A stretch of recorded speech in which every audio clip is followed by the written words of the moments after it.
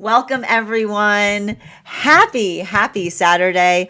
I'm the Gray Strega, and I'm here to give you your daily collective read for today, Saturday, December 27th, 2025. What do we have coming through in the cards for today? We are going to be doing a masculine, feminine, non-binary energy update. We are going to be starting right now with masculine energy. I am going to be using the Tarot del Fuego to read into the headspace of the masculine. We've got 2 cards out. Can I please have one more card, please? Excellent. We've got here the Fool card in its upright, in combination with the Emperor in its reversal, in combination with the Queen of Wands in its upright. Okay, that's a lot of major arcana in the headspace of the masculine and court cards. So what do we effectively see that's happening right now in relationality to the work that we're identifying and recognizing that is happening in masculine headspace? Bearing in mind, this is not based on gender, but what one feels most aligned to. I feel like we're seeing, I want to like let this serve as the daily reminder to a lot of the masculine energy right now that we are still going through retrograde energy. There are still planets that are in retrograde. And what we're effectively seeing right now, the planets that are still in retrograde, we've got Uranus in retrograde in Taurus, and we've got Jupiter in retrograde in Cancer. This can create a lot of modalities of hypersensitivity, particularly in the realm of our emotions. And I want to describe that one of the things like that type of energy can almost feel like if we're not used to feeling our feelings, it can sometimes create the space of the feelings that often feel like they get the energetic better of us. There's a continuation that we keep on seeing in relationality to masculine. And I feel like for a lot of the masculine energy, it's working through frustration in relationality to what one is supposed to do with emotions, right? And this is what's hard about it. And I just keep on getting the same message that's coming through. Like, this is the same message that keeps on coming through with Cancer, with Jupiter in Cancer and Uranus in Taurus in retrograde, which is turning something off is not getting stronger at it. Turning something off is not getting stronger at it, right? The ability to understand, define wherewithal, right? Wherewithal is what we seek in the realm of feelings. And it's a misambiguation of stoicism, where somehow stoicism became disassociation instead of wherewithal, right? The ability to allow oneself to feel the energetic feelings and to be able to effectively articulate or refine or communicate upon them. Those are the feelings that build bridges, right? But the thing is, and this is what we talk about in the space of emotions, the emotions that we feel either create architecture in our lives, right? They help us to feel energetically fortified in relationality to what it is that we're intending to set upon doing. Or they can energetically damage everything. And it's all about the application of those energetic emotions. And so I feel like there's a lot of the work that we identify that masculine is doing in relationality to being able to navigate the emotions, not like some kind of pesky thing that they're working to get rid of, right? But rather something that they're working to energetically embrace. It's hard. And it's almost more frustrating because I feel like what happens with what I see a lot of masculine energy working through is if you work through the path work by which you just tell yourself that like you feel like it's an energetic victory to be able to shut something off, it then actually makes it harder to get stronger at something. Because the modality by which like I keep on hearing the lingering temptation of disassociation is ever present, is what I keep on hearing. The lingering temptation of disassociation is ever present, but that destroys connection So, and I feel like there's potentially a lot of masculine energy that's speaking to feminine in relationality to those experiences, right? Like that's very heavy in relationality to the masculine's journey of energetically awakening to the self, right? The awakening to the experience that the emotions are not something to be avoided, but something to be energetically embraced. This brings us to feminine energy. And for feminine energy right now, I'm going to be reading upon the Smith-Waite Centennial deck. Woo! Flying out of the deck. We've got the Eight of Pentacles in its upright with the King of Cups in its reversal and the Four of Swords in its reversal. And this is feminine energy doing similar work in the capacity of masculine, but in relationality to the cynicism that feminine holds as it relates to the experiences of the past. Because for a lot of the feminine energy, I just keep on seeing the modality by which we articulate upon something being hopeless is the modality by which we articulate. You cannot manifest something in the same breath that you give up on it. I'm going to say that again. You cannot manifest something in the same breath that you energetically give up on it. And the modality and the experience by which I see a lot of the feminine working towards situations and circumstances is the ability to effectively identify or refine upon the experience by which we hold each other, like we move towards the capacity of being able to understand what is energetically productive? What is the modality by which we recognize and identify that we put our effective aspirations towards things? Because this is the thing I keep on seeing that feminine's working through, right? We don't build prejudice. We don't build prejudice in relationality to race. We don't build prejudice in relationality to creed. These are observable aspirations that we hold dear and we understand are important. But why do we still do it when we speak towards gender? Right? The modality or the experience by which we work towards the energetic frustration that we hold towards different things. Like that is the energy of taking something and articulating upon something being holistically an energetic problem rather than something that others are effectively aspiring and working towards trying to resolve. So I see that for a lot of the feminine energy, those modalities or experiences by which they're working towards the space of releasing energetic hopelessness, right? Building into the aspiration, right? Building into the aspiration that we hold and allowing the past to inform us, but not to create a sense of energetic hopelessness within us. So both, and I think it's really important, and if you are a tarot nerd, I would encourage you to go and take a look at today's spread, because what we effectively see here is what do we see in the masculine headspace? Contemplation towards feminine energy. What do we see towards feminine headspace? Contemplation towards masculine energy. And now we're moving into the non-binary space. Can I please get 3 cards? And I'll be utilizing for the headspace of non-binary energy right now, the Tarot of the Divine. 3 cards, please. 2 and 1 more. Thank you. We've got here the 3 of Coins in its upright. We've got here the Judgment card in its upright. And we've got here the Hanged Man. Now, this is really important because this is a continuation. And I want to describe, like, if we're looking at the energy right now, every time I read right now for the energy of masculine, I'm reading a lot of that right now being in the space of Jupiter retrograding in Cancer, right? Like, what do I do with these feelings?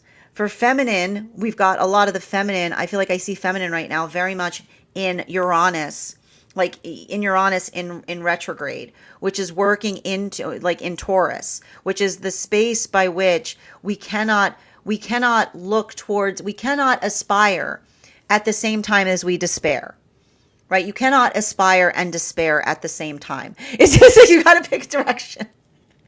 Well, for the non-binary energy, I've got all of this energy right now completely, like it is that Mercury, Venus, Mars that's just getting to us right now.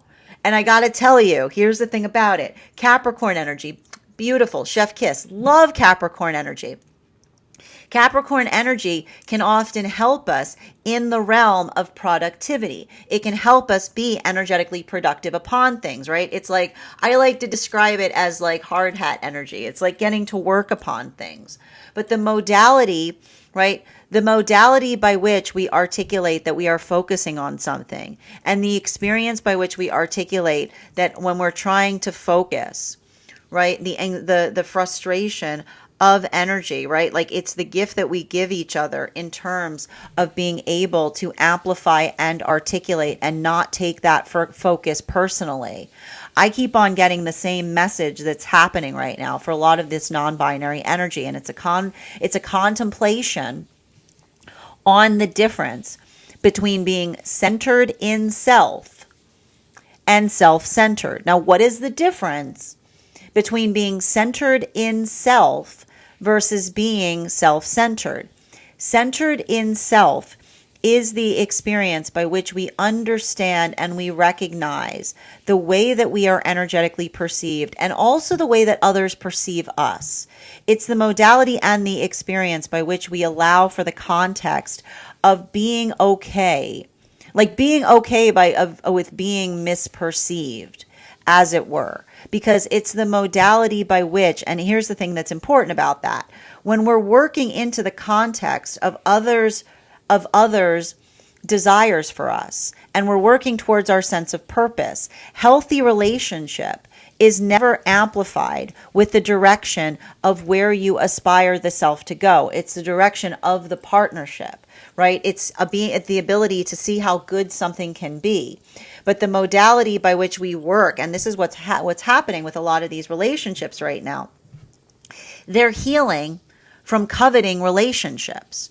And coveting relationships are often those experiences by which you have to move away from someone because they amplify or articulate the fact that they feel like they know what is energetically good for you, instead of being conscientious and discerning and being able to energetically listen in relationality to what we articulate is for our best interest. So we see that for a lot of those relationships right now, there's a lot of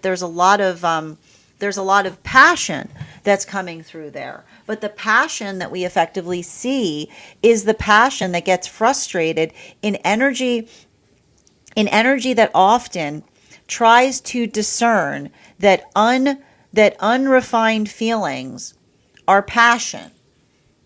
And unrefined feelings are not passion, because unrefined feelings are the space of confusion.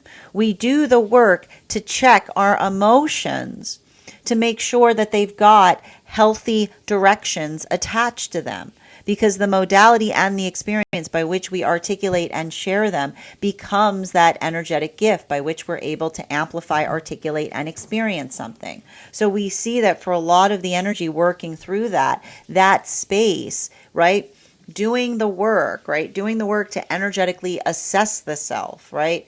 Often in the space by which they are potentially hypercritical upon those experiences. I just keep on seeing that for a lot of those relationships, it's building into the context of what feels energetically healing. It's building into the context of the identification point in relationality to doing something in a different way. But even in the space by which they're working to do so, it's the energy that recognizes that often when we're doing something in a different way, the first thing we have to navigate is the space by which others misperceive or misconceive us. So I see that for a lot of the energy working in that capacity, it's the observation of effectively holding themselves energetically gently as they continue forward in that way, right? Allowing the observation of the sense of the understanding of the self, right? The knowing of the self that allows for the context of the healthy relationship by which they're building. But it requires a lot of discernment. It requires a lot of care. Moving back into the masculine energy, into the heart space of masculine. Can I get 3 cards, please? And for those, we're going to be utilizing right now the We're going to be utilizing the Tarot of the Divine, whoop, for the heart space of masculine. If you heard me say whoop, it's because the card just, hold on. I gotta go dive for it. Gotta do some shadow work. Hold on a minute. I'll be right back. Come back here. Okay. All right. I got it. Yeah. We got the Seven of Swords in its transverse. So we got the Seven of Swords in its transverse. Makes sense. And two more, please. We've got the Two of Cups. Oh yeah. And we've got the Ace of Cups, and it's upright. This is heavy. This is heavy, and the past is heavy in the heart of the masculine energy. Listen, masculine energy that's going through this right now. I'm going to tell you right now. I was talking about this the last time we did this reading. If you're looking back on the past and you're wincing, congratulations. That's the sound. That is the sound of wisdom coming in. Right? If you're working through the modality by which you look at the past and you energetically wince, like that is the sound of wisdom getting in. The identification point in being able to look back on something. And this is why we need to talk about this. Like, this is why we need to talk about the fact. And this is what we mean by true humility. We've got this completely messed up today, because true humility is not about embarrassment. There's never been anything attached to embarrassment related to humility. Humility is the observation of looking towards a world and understanding that there is more to be known that could ever be known, right? And when we understand that there is more to be known than can ever be known, we face the world with a sense of profound inquiry and curiosity in terms of what it is that we recognize and identify there. And so I feel like there's some kind of modality in the experience of masculine, like looking back, like trying to do some inner child healing on a version of self that felt like they knew everything, is what I keep on seeing. That's the hard part, right? Like never are you more like, and that's why whenever you're like, I know everything, you're like alarm bells, like, because it's the observation, right? It's the observation by which, like, that wasn't, I keep on hearing, that wasn't knowing everything, that was ennui, is what I keep on getting. That wasn't everything, that was ennui, which is a hard word because there isn't one in the English language. But the ennui that often happens when we're going through an energetic hurdle of self, by which we feel, right? By which we feel that there's by which we feel like there's nothing more to know, right? And so I feel like there's something really important there, because especially I want to describe this.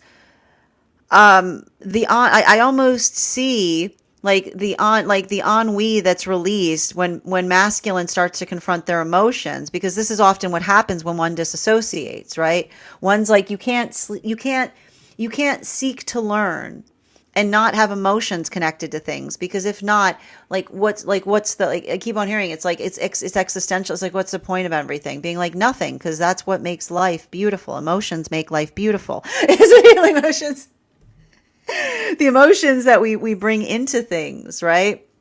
Like that sense of joy. And so I feel like this is a lot of, and I'm not surprised about this right now, because I feel like this is a lot of the masculine energy, like going on the hunt for the immaculate vibes. But it's also the journey of within. It's like the journey that we find within that allows us to find that without, right? Like, it's the understanding that when we want to find compassion in the world, we start by finding the compassion within ourselves. When we want to find the love within the world, we start to reach in to find the love within ourselves, because that creates a space by which we don't look at the world from a point of dissatisfaction and going, this stinks, where is it? Being like, why aren't you energetically embodying it? Is what I keep on hearing. Why aren't you energetically, have you tried embodying it? Have you tried being the change that you would like to see in the world? So I feel like there's a lot of that energy that is effectively kind of working through that. And I like to see it, because if I'm going to see a Seven of Swords, right? If I'm going to see a Seven of Swords anywhere and it's transverse, we want to see it in that space that we find it in. Make sure that you go take a look at today's spread. It'll be up on the stack when I post the podcast, because it's a very interesting pull that we're seeing here. And so that's what I keep on seeing. I feel like that's a lot of the masculine energy working very hard to try to make more compassionate choices. And I keep on hearing like the compassionate choices are also, and I keep on hearing it's also working through the compassion. And this is what we talk about. The difference between passion and compassion is compassion is the passion that we can communicate upon. That is literally how we make sure that we're not too deep in our ego, right? Because when we have passion for things, and we've been talking about this, the ego wants ridiculous things, okay? The ego is like, I want that and that, right? The ego wants ridiculous things. But the space by which we're able to communicate upon something in such a way that we're able to amplify or articulate upon the energetic intensity in terms of that being something that we share. I feel like that's a lot of the work that we see that the masculine is doing in relationality to effectively articulating and communicating, or working into the space of trying to energetically communicate in order to effectively facilitate something that feels like it is more robust, or something that feels like it's like they're working on building into the context of healthy heart opening. Now this brings us to the feminine energy, and I keep on getting this, right? Just coming back to the masculine for one moment, because the modality by which, and this is what happens, right? The difference, the problem with disassociation is it always breaks, right? Like this is what we can expect that when we talk about Pluto in Aquarius, right? The problem with disassociation is that it always breaks. There's always something that overrides one's own ability to disassociate from it. And then when what happens is when you come out of disassociation, not only do you have whatever that was that made you feel all those feelings, but then you got all those feelings that you didn't deal with. You have all those feelings that you didn't deal with before, right? It's like the emotional flood, if you will, that occurs in the modality by which one allows oneself to feel something. And it's almost like the energy of masculine being like, yeah, this is why I need to heal that, because it's like once you start to feel, you can't energetically stop, and then you feel energetically overwhelmed by the feeling. It's the modality or the experience by which you're able to effectively identify or recognize. I feel like this is the energy that's like working working into the space of doing that. Like I keep on hearing in healthier ways, like a little bit more, like I keep on getting like a little bit more, like, you know, like not feeling like not getting upset at oneself in relationality to that progress. Now moving back towards feminine right now, can I get 3 cards for feminine? We're going to be using we're going to be utilizing the Tarot del Fuego right now for the heart space of feminine. 3 cards, please. We've got here the 7 of Swords. Now, this is really intriguing, okay? Because this is the same exact card in the same location that we see it in the masculine heart space, just a different direction. We've got the 7 of Pentacles, double sevens right now in the feminine heart space. And we've got the Judgment card. Now, let's talk a little bit about what we're seeing there in relationality to those cards, because for a lot of those energies, what we're effectively identifying or working through right now is building into, right? Building into the context of feminine, trusting, I keep wondering, building into the context of feminine, learning to trust their energetic judgment. We just did a whole class on the Judgment card. If you want to catch that class, you can head over to my stack. It's available to paid subscribers. But the thing we often articulate with judgment is the space by which we do not do it quickly, right? We don't do it quickly. We don't do it quickly because we often articulate and identify the space or the place by which we understand, and this is a continuation of what we were seeing in the headspace of the masculine. We don't judge quickly because we don't know everything, right? We don't judge quickly because we don't know everything, right? And you'll notice this, right? There are those who have that tendency. There are those who have those tendencies to move quickly in the directionality of judgment. And what do they do in the space by which they quickly judge? They destroy possibility, right? Like our judgment, utilized too flagrantly, destroys energetic possibility, right? It's the space by which we often, it's the space by which we often, the space by which we often ruin things before they energetically begin, right? Those modalities or those experiences that we often work through. And I feel like there's something important about the energy of the feminine learning to be more patient with the self. And that doesn't mean, and I like this too, because this is not speaking towards a feminine that feels the need to be energetically perfect, right? This is a feminine. I feel like this is a feminine that is working towards recognizing and identifying, what feels energetically supportive, like what feels energetically stabilizing, but also in the modality by which the energy themselves are working through the understanding of not being too hard on the self, right? Because this is the thing about it, right? Like the gift that we create for each other, in partnership is easement, right? That's the truth of it. There are many things that we aspire or desire, but the space by which, I feel like this is a lot of the feminine that understands that feeling of energetic, the feeling of energetic easement is one that begins within so that you can find it without, right? Because when you start to become energetically gentle to the self, right? And that's not to say, and I want to describe this. The gentleness that we bring to situations isn't amplified or articulated upon heightened sensitivity. It's hard to be gentle, right? That's what we see with Eris and Chiron in retrograde to each other. It's a hard world. To be able to stay gentle in a hard world is one of the hardest things that we ourselves can do.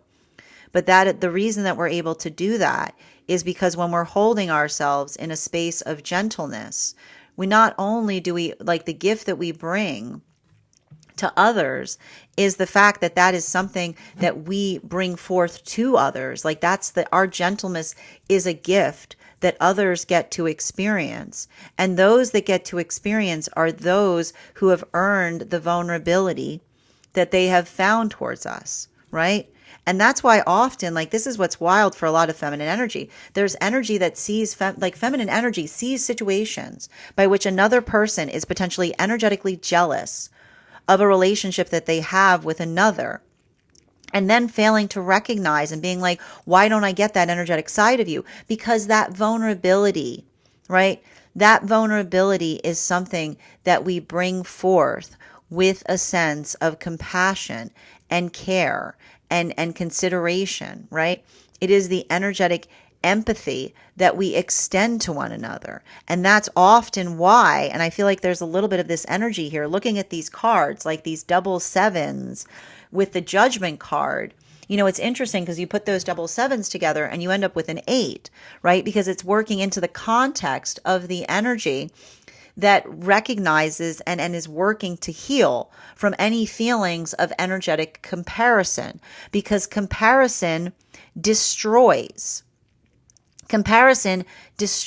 experiences. And the modality, and this is what happens when we live our lives constantly, the worst illusion that was given to us is the space by which we feel the need to energetically compare ourselves to one another. Because when we're too busy comparing ourselves to each other, we fail to find the exquisite within us. So this is a lot of the energy of the feminine that is recognizing that quickness to energetically judge is often connected to that comparison point that will often speak towards a perfection wound that needs to be healed. The modality or the experience by which we recognize or identify upon what it is that we're trying to do better, so that we face the world with gentleness. Because when we face the world with gentleness, what do we often find there? Gentleness that is returned back towards us. Now, this brings us to the non-binary energy. Moving into the heart space of non-binary, we'll be utilizing the Smith-Waite Centennial deck. 3 cards, please. 1. And I need to stress this too, because this is also very important. Do you see the parity that we have that's happening in these cards? We have judgment. I need to show you this. I just want to show you the connection points for those that are interested in the tarot. The heart space of masculine, we've got 7 of Swords. Feminine, what do we have? 7 of Swords. We also have a judgment card in the heart space of feminine. We've got a judgment card here in the non-binary energy. Okay, heart space right now. So there's a lot of alignment that we see. There's a heavy alignment day that we're moving towards. Continuing to get clarification in the heart space of feminine, we've got the Temperance card in non-binary energy. We've got the Temperance card in its reversal. We've got the Ace of Cups, which is sharing the same heart space in relationality to the Ace of Cups that we find in the masculine energy, and 10 of Wands in its reversal. What do we see that's happening right now with non-binary energy? You can sympathize, you can empathize something profoundly. Doesn't make it okay, right? Heightened sensitivity is a gift, but only if one holds hard. It makes it harder, doesn't it? Right? Heightened sensitivity makes things harder because it requires us to be very intentional in relationality to where we hold our boundaries. And I feel like that's, like, I keep on seeing that this is very, like, this is a lot of the work that the energy tries to effectively articulate and communicate, right? It's the energy. I keep on hearing, like, these 3 cards, like Ace of Cups tucked between a Temperance and a reversal, and a 10 of Wands. It's the energy that articulates the fact that they have to be extra careful with their heart space.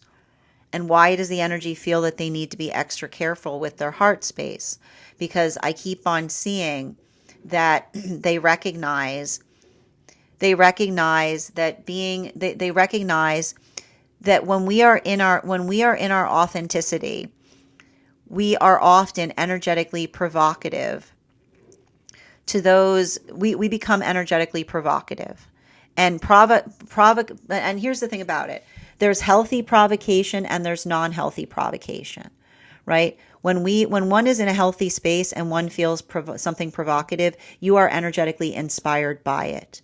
It is something that aspires to create something beautiful within the self. It is something that effectively sets one free, right? The ability to be like, that's what's so beautiful about going on the journey of healing, is when you feel energetically provocative. When you see something energetically provocative, it inspires something within you in the same modality and experience, right? It becomes something that feels energetically sacred. But when one is not in a healthy space, when one hasn't done their shadow work correctly, when one is still working upon the space of holding too tightly to one's anxieties and fears, right? Or working in the context of trying to navigate them, then those anxieties and fears that we energetically experience often create the space by which we feel provoked by another person's authenticity. The modality by which another person could literally not be doing anything, right? Could literally not be doing anything to us except simply existing, right? except simply existing. And that experience by which another person will work into the space by which they'll create the fabrication that another is doing something to them, failing to want to accept the fact that nobody's doing anything. It's just the space by which another person is feeling energetically provoked by seeing somebody embodying an authenticity that they energetically have denied themselves. And this is why it's important that we do that work to effectively clear ourselves of that, because those modalities or experiences, this is a continuation of what we understand in the realm of standards. Standards are standards only in the space by which you can explain by which one holds one. The problem with standards is that our standards, there are standards that are standards, right? And there are those who will try to claim that they're holding standards, but they're not standards. It's just trauma in disguise. It's the repetition of a traumatic cycle that one articulates as a standard. And the way you can usually tell the difference between a true standard is that a true standard is something that you are proud to hold. Okay? It's something that you are proud to hold. It's something that you talk to others about. That's why we call them standards, right? We call them standards because you're like, look, like you're like, you wave them around. You talk about them. You're like, I love this thing. Let's talk about it. Woohoo, right? But when it's not a healthy standard, right? What do you usually hear attached to an unhealthy standard? Because I said so, right? The modality or the experience by which we articulate or energetically amplify upon something that is often energetically calibrated into the space by which we ourselves are able to effectively articulate. And the ability to effectively work ourselves from, right? And this is what's beautiful. We all have these modalities, right? We've all had those moments by which our trauma has tried to disguise itself as our standards. And usually in those modalities or experiences, we're like, oh, wait a minute. No, right? And we are curious about those things, right? We identify them. We recognize them. We work to energetically absolve and resolve them within ourselves. Because the way, and I keep on hearing, whenever you're not sure about whether your standard is a true standard, right? Something that the higher self aspires you to hold versus something that you need to work to let go and resolve of, can you explain why it's a standard? Can you explain why it is important? The conversation of importance is the most important thing that we hold on to. The ability to articulate and define why something is an energetic standard helps us to determine what is a true energetic standard versus what is trauma in disguise. And the work, and this is the energy that does that work. Like look at the perpetual machine of the self within a lot of the non-binary energy that says that they do that work consistently, right? So that others don't have to. Because that is the space by which we heal from experiences or situations by which we come into the space of effectively, potentially projecting that pain onto those around us, right? That is the greatest gift that we can do as it relates to relationship and partnership, right? They do that effective work so that others don't have to. But it's not easy because I often see modalities or experiences by which energy has felt the need to effectively move away, like energetically move away from something. I keep on hearing like simply in the modality of another, that was not like, and I keep on hearing even here, like the space by which everything is possible, but so much as the work must be mutual. A lot of that energy kind of works into the space that those standards protect them, but often in the experience of those who have not healed their love feeling like love, because when we haven't worked through the space of our own energetic provocation, we often feel like they're healing from experiences by which another person aspired or told them that they wanted to move into a manifestation goal with them, but all they experienced instead was a place by which another person worked out their shadow work on another person. This brings us back to masculine energy and working through a lot of those modalities or the experiences of healing from the past. Can I get 3 cards, please? And we'll be utilizing for the unconscious of the masculine, the Smith-Waite Centennial deck. 1, 2, 3. We've got a cantilevered one. We've got a cantilevered one that's on top of the 7 of Swords. Cantilevered 2 of Swords. Justice card in its upright. And 3 of Cups. 3 of Cups in its reversal. This is really interesting too, because the thing we see, like, and I keep on hearing this, and this is what's happening right now for a lot of the masculine energy, is working through the understanding. I just keep on hearing a healthy manifestation goal is one that is mutually shared. A healthy manifestation goal is one that is mutually shared. A healthy manifestation goal is one that is mutually shared. When we don't do the work, when we do the work in such a way by which, and it's interesting too, because I have to stress this, like Two of Swords with a Justice card, like the Two of Swords with the Justice card is almost like the space by which the inclination to put one's thumb upon the scale is what I keep on hearing. Like I keep on seeing, like that is often what happens in relationality to a lot of the masculine energy, right? Like the modality by which I keep on seeing the like, and this is what we talk about. Like this is what we talk about with real chivalry, right?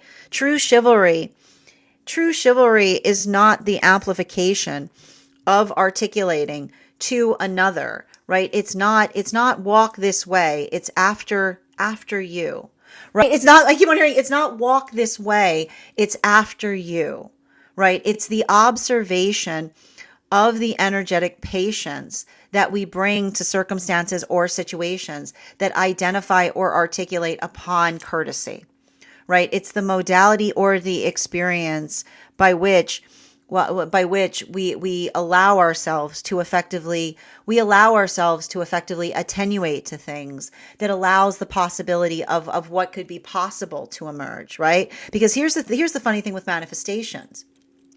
You want to know the funny thing with manifestations is when we get really energetically driven upon things, right? Like when we get really energetically driven, when we're like really like it has to be this way, the universe says that's a shame because I was about to knock your socks off. Right? Right? When we're like it has to be this way, the universe is like, if you insist, because they're like I was about to knock your socks off, right? Right? Instead of being like the modality by which we learn to energetically relinquish control is the space by which we allow ourselves to be available to see how good it can be, right? We allow that context of possibility to emerge that is even beyond our own energetic comprehension, right? And working through that capacity, working through that modality, like those experiences or those observations, when we heal from our need to control everything, we leave ourselves available to experience breathtaking, right? And so I feel like that's a lot of the energy that is working into the context of trust, and potentially even in the space by which they're learning to like heal in the context of trust. It's that space that almost allows the context by which, and I feel like the hard part about that is for a lot of that energy working through holding the past version of self with some kind of feeling. And this is what we talk about. This is why inner child healing is so difficult. Inner child healing is not the journey of forgiving who you were when you were 6. Inner child healing is healing from the observation of the person you were before you didn't realize that you didn't know everything. Right? That's what inner child healing is. It's not the person you were when you were 6. It is healing from the experience of the person that you were before you didn't realize that you didn't know everything. And so that modality, right? Because this is often what we see. Like, again, go find a little child. Little child knows everything. Child's like, I know what I'm doing. Sure you do. Sure you do. Sure you do, buddy. Right? Like that is the inner child healing that we work upon. So we see that that's a lot of the energy that is leaving room for wonder to come in. And that's the journey of the inner child healing for masculine, right? It's not like I can do it. It's I don't know what I'm doing. It's not I can do it. It's I would like to find out. I would like to understand more. Right. And that is the courtesy that we bring to the universe that allows the universe to kind of show us everything that is around us that we could not see before. Now, moving into the feminine energy, unconscious of the feminine, we're going to be utilizing the Tarot of the Divine. 3 cards, please. Queen of Wands. Now, this is important because these are cards that we see that are also in the masculine space right now. Four of Swords in its reversal. And this is wild because now we've got, listen, there's a lot of cards here. We've got two Four of Swords. Feminine's got two Four of Swords. Two Four of Swords. Same exact position. Okay? And bottom of the deck, final card for that, Ace of Coins. Wow. Everybody's got a lot of aces today. So there's a lot of alignment that's potentially happening right now. Queen of Wands, Four of Swords, Ace of Coins. And I feel like what's hard about that for a lot of the feminine energy is the understanding. I keep on getting this. The understanding that our vulnerability is a gift. And what's wild for a lot of the feminine energy, and I just keep on seeing this, it's a lot of make it make sense. You cannot. Isn't it amazing how those who will demand vulnerability from you, as if you could, as if vulnerability is the opposite of disassociation, right? As if one could just easily hit a switch and offer someone a cup of your vulnerability, as if you could, right? The thing about vulnerability is it takes two. Vulnerability is an alchemical experience that we create with another person. And the modality by which, and you'll never get over this, right? And this is the hard part with feminine. There are those that will try to move away from feminine, and they will try to say to feminine, you know what? You weren't vulnerable enough to me. You know why? You weren't vulnerable enough. If only you were vulnerable, I wouldn't have to energetically reject you like this, right? But that's what we see. That is the feminine that understands that when we observe, right? When we observe that type of energy in another person, can you imagine the context where you recognize that vulnerability is a gift? It is something that we build with another. It is something that there is nothing more precious on this earth than the energetic vulnerability that we create between one another. And those modalities and those experiences by which we do so, the energy working through, right? The modality by which the feminine does everything they can. But then the experience by which another person will, even in the space by which they're doing everything they can, right? They're firing on all cylinders. They're doing everything for everyone. And then someone would effectively come towards them and hold them in a state of energetic libel, like the space by which another person says that they're energetically liable to another because they did not give someone the vulnerability that they desired to have with them. Like that is a lot of the feminine articulating and going, that is ridiculous. Like that is the nature of a ridiculous experience, and then potentially comparing other feminine to other feminines, being like, look at that feminine, look how vulnerable that one is. It's a shame you can't be that vulnerable, right? Right? It's the understanding of the fabrication of vulnerability that in itself is a fabrication. That the ability to effectively work towards our exquisite is how we start to be vulnerable with ourselves, and that is the vulnerability that allows something to be energetically shared.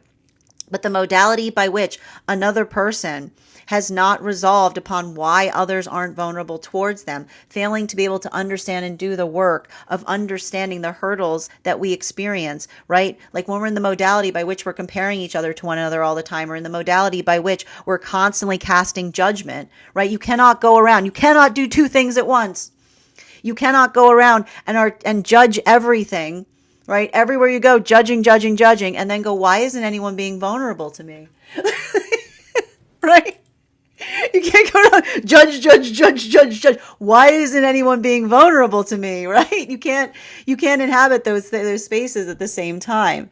So it's a lot of that energy that we effectively see. That's the feminine that's working through those modalities and experiences. And what are they doing to effectively heal that? They're working to release, right? They're working to release that energetic feeling of navigating those modalities, right? They're holding, and when we start holding compassion to ourselves, we start working less onto the space of holding judgment towards things and being able to see things through the eyes of compassion. Fourth, final cards right now, non-binary energy. We'll be utilizing the Tarot del Fuego for the unconscious of the non-binary. 3 cards, please. Oop, hold on. Yeah, those are falling. I have a feeling I know what these cards are going to be. Yep, Devil card in its reversal. 10 of Cups in its reversal. Knight of Swords in its reversal. This is about entitlement. You know, it's very much a combination of what we see in the masculine and feminine zones right now. Bearing in mind, this is not based on gender, but what one feels most aligned to. When we're navigating, like the understanding, I'm just going to continue to articulate this because it's been coming up a lot. Entitlement is the modality and experience by which you see someone operating from a point of need, and you have the audacity to say that it's choice, right? This is energy that does not judge anything. Here's the thing. It's not that it doesn't judge anything. It's a space that they do a lot of work. It allows the context of being able to understand. I keep on hearing the difference between judgment and energetic discernment. The difference between judgment and energetic discernment is the capacity and the ability to be able to tell the difference between having a firm, effective rule upon something versus understanding that every single experience is different. Every single experience is energetically different and unique. And when we work to understand things, we're able to energetically discern the things that we often are judgmental upon. And so I see that for a lot of that energy, like that ability, right? The ability to effectively articulate and amplify and keeping an open mind in the best way possible, right? Is very difficult because it allows the context, and I keep on seeing the space by which they often feel they have to navigate others' closed-mindedness, right? And what do we see? What is the difference between open-mindedness and closed-mindedness? Open-mindedness is the opportunity or the understanding that our ability to effectively recognize and discern is something that requires the context of learning, right? It's the ability to energetically understand more. And that's why we see that, when we are quick to judge things, often that's when we should put our reading glasses on, is what I keep on seeing. Right? Like the modality by which the modality by which we effectively come into the space by which we articulate. And because I keep on getting, it's a continuation of the understanding between dislike and distaste. Okay, and now what is the difference between dislike and distaste? When you dislike something, okay, when you dislike something, or when you have a distaste for something, okay, there are different modalities in terms of things that we hold and how we energetically hold them. So when we dislike something, it's really important to be able to identify the reasons why we don't like it. Because if you don't like things, but you can't explain why, hello, you've just met your shadow work. Okay. What's that dark thing over there? I don't know. I don't go in there. That's my shadow work that I don't deal with, right? Like, what's that murky spot that I see, right? It's working into the space by which we navigate something and go, "Argh! Why do you feel like that? Argh! But I know, but why are you making so much, argh!" Right? Like, okay, I know you've got emotions, but can you explain them? Oh, I don't want to explain the emotions. I know you don't want to. Right? You got shadow work there you got to deal with. And understanding shadow work is just a very complicated word for being able to face the things that we are energetically averse towards. Because when we understand them, sometimes we go into the shadow work, we come out with actual things that we don't like. No, that's not okay. Here's a whole long list on why that is not okay. I have created a thesis to show you, to explain all of the reasons why this is terrible, right? Sometimes you go into the shadow and you pull out terrible things. Be like, here's a whole document in terms of all the things that are not cool there, right? That's great. You got a reason now. Sometimes you go and you go, you know what? I didn't find anything there. I found a lot of confusion. I found a lot of feelings I need to sort out. I found a lot of complicated stuff in there that I potentially need to work to heal, right? This is the work we do. It's messy. By its nature, it is messy. Being able to heal is effectively equivalent to getting one's hands dirty in the context of the self. The ability to work through something in such a way that one is able to identify and recognize the space by which we understand the nature of everything that exists within our heart. But that's the work that we do, because when we do that work so that others don't have to, right?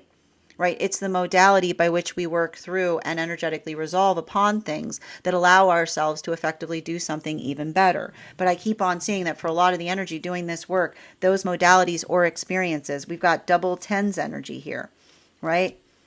This is the energy that often feels that they've ended up in relationships. Like that ability to do so sometimes can create the inclination of another person wanting to put their energetic burden upon someone. Right? We've all been there. The heightened sensitivity that says, you're so sensitive here, why don't you deal with these complicated feelings I have? You have empathy for it, right? Yeah, you know I'm a troubled soul. Here, why don't you take these troubles from me? We can't do that, right? Because all we do when we build into the context of relationships by which we put our troubles onto each other is often the ability by which another person amplifies, I just feel better and better healing from you. That's great. I feel worse and worse in the presence of you, right? The modality by which we hold each other and the way that we hold each other best is that we make ourselves not too heavy to carry, right? The gift that is the agreement that we create between hearts, right? We are always there to hold each other, but we always do the work so that we are not too heavy to carry. And that modality, like working into that space, is often something that I see that the energy understands is the space by which they give themselves compassionate boundaries. Bottom of the deck on this reading, masculine, Tarot del Fuego, King of Cups, which is very interesting because we see that right now in the space of the feminine. So I see that that's a lot of the energy of masculine, working through modalities or experiences by which that this is the energy that's working. I feel like this is a lot of the masculine right now, doing a lot of work in relationality to the heart space, being able to articulate or amplify something that they're energetically caring about. And I see that for a lot of that energy, working through the feelings, like even in the space by which they feel the feelings, or they feel you feel the aversion, but then you allow yourself to say, why am I so energetically angry about this, right? Everything starts with the question of why, right? Not the space by which we immediately feel that good, like that exploitation, right? That temptation to just articulate upon our energetic distaste upon something, but to face that sense of distaste with a sense of compassion and inquiry and understanding, right? This is how we navigate the ick. Like, right? It feels icky when you first start to do it because it's a space by which you navigate the fact of saying, why does this make me feel energetically reactive? While we move towards feminine right now, and I keep on seeing like that is a lot of the energy of the masculine, recognizing the energy that creates. I keep wondering, there's this like false bravado that masculine had to create in terms of a shield, being like, I don't feel anything. No, I wouldn't, why would I have to feel anything? You know what I mean? Like, it's not embarrassing to have feelings. It's beautiful. And the bravery to be able to express it. It's like the masculine realizes it's like a cup that's shared. Like the moment that masculine expresses the fact that they have feelings, they make it energetically okay for others to do so as well. Continuing to get clarification for feminine, we've got here, and we're utilizing the Smith-Waite Centennial deck, Strength, right? This is the feminine that's working into, like I keep on hearing, feminine energy. Your strength will make you distasteful to those that would prefer to see you energetically vulnerable. And the same energy that would prefer to see you vulnerable will then judge you and articulate to you that they're rejecting you because you're not vulnerable enough. Failing to understand that vulnerability is the hardest thing to do. It takes a lot of strength to be vulnerable. And the energy, often the irony of that, is energy that appreciates how strong we are, gets to see our most vulnerable sides. It's a beautiful, and this is why we heal from the illusion of rejection, because if another person is articulating the fact that they're moving away from us because we're not vulnerable enough, Instead of going into the inquiry of saying, I wonder why that person's not vulnerable to me, then you've effectively understood the nature by which another person effectively faces the world, right? We're not demanding. We're not demanding invulnerability. It's not something we can demand from one another. It's something that we allow for the space of nurturing to expound upon and to grow. So I feel like this is a lot of the feminine that's getting stronger in the space of holding their boundaries, not feeling energetically angry in the space that their boundaries move them away from situations and circumstances that would prefer to see them more vulnerable. Continuing to get bottom of the deck right now for non-binary energy, we've got here with the Tarot of the Divine, the Five of Cups in its reversal. You know, I feel like there's a lot of that energy. A lot of the non-binary energy works through, I keep on seeing a lot of non-binary energy works through experiences in the past. And what's difficult about it is they understand completely the nature and the force of trauma that effectively impacted them. It's not due to a lack of understanding. Often that's a hard part with trauma. Like sometimes we walk away from trauma in the articulation point of understanding that some things happen and we don't understand them, and that's the space of the trauma. But what the trauma that's even more difficult is a trauma by which you can articulate to someone every single minute detail in relationality to where another person's headspace was at. It's the understanding that someone can love you profoundly and still hurt you more than anyone has ever hurt you. Because when we haven't done the work to heal ourselves, the thing that we love, right? Our love does not feel like love, right? When we have got a lot of complicated emotions that we haven't processed and another person articulates that they care about us, that can often feel like the space by which we amplify the danger that we connect to love. Because we do the work to heal ourselves so that the expression of love feels like love to those that experience it. Because if not, it's almost like the energy that almost says the issue has not been in being loved well, not being loved, but the question as to well, right? The love that is well, that feels like an aspiration. It feels like it heals rather than creates the anxiety or fear that we effectively feel within. We try to give to others outside of the self. I just see a lot of that energy that continues to do the work so that others don't have to. And they hold themselves. Like I feel like it's something about working into the context of the fact that it often creates those modalities by which they have a tendency of self-isolating. But even in the modality by which they're working on self-isolating, I see that is them kind of working to do better, to get out of their shell in relationality, to being able to articulate the things that energetically upset them. In order to effectively heal better. Like, I feel like that's a lot of the energy. Like, that's a lot of the energy that's like working on their, like, I keep wondering, that's a lot of the energy that's working on their own tendencies of non-confrontation in order to sit in presence in relationality to what is energetically bothering them and and feeling energetically safe to do so. That is where that is our daily collective read for today. I want to thank you so much for being here and experiencing it.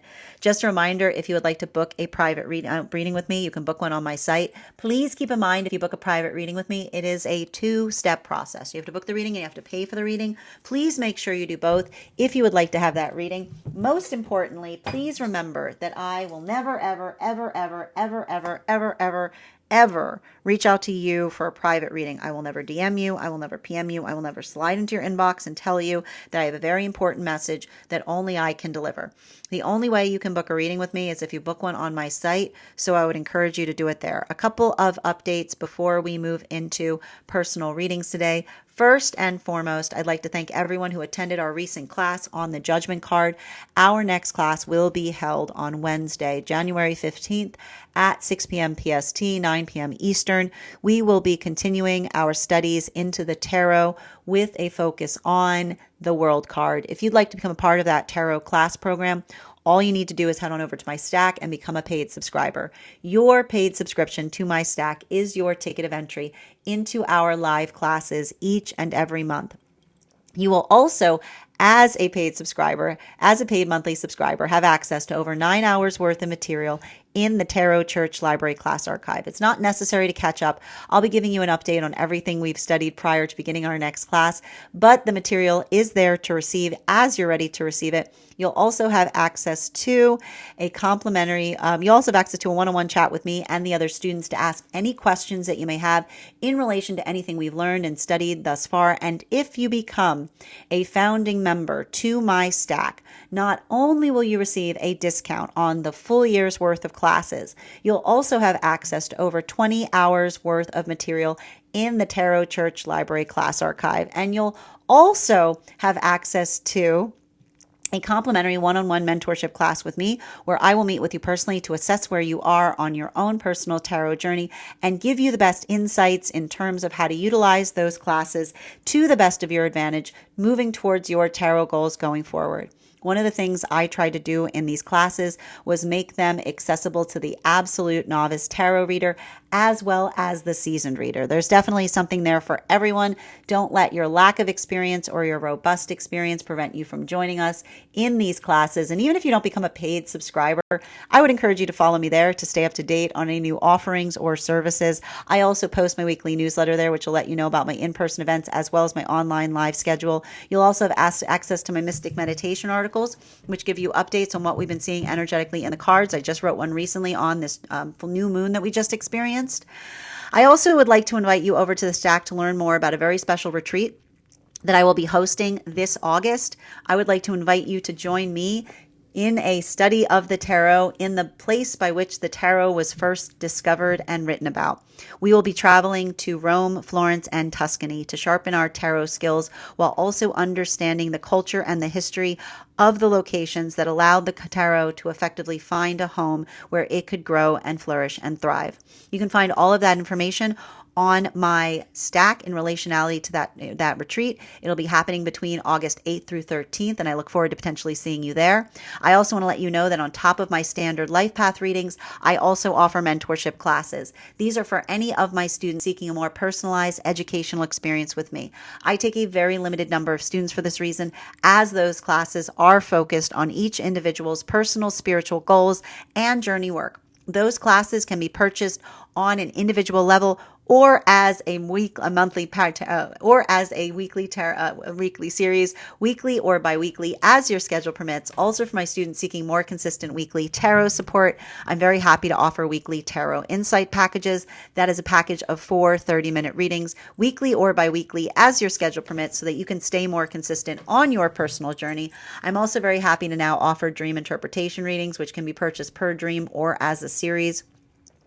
If you purchase the series, I would encourage you to start to keep a dream journal, as we will meet weekly or biweekly with that journal and utilize the tarot to understand the key themes and messages coming towards you in the dream space. I want to thank you guys so much for being here today and sharing in these messages, and we will do this again tomorrow.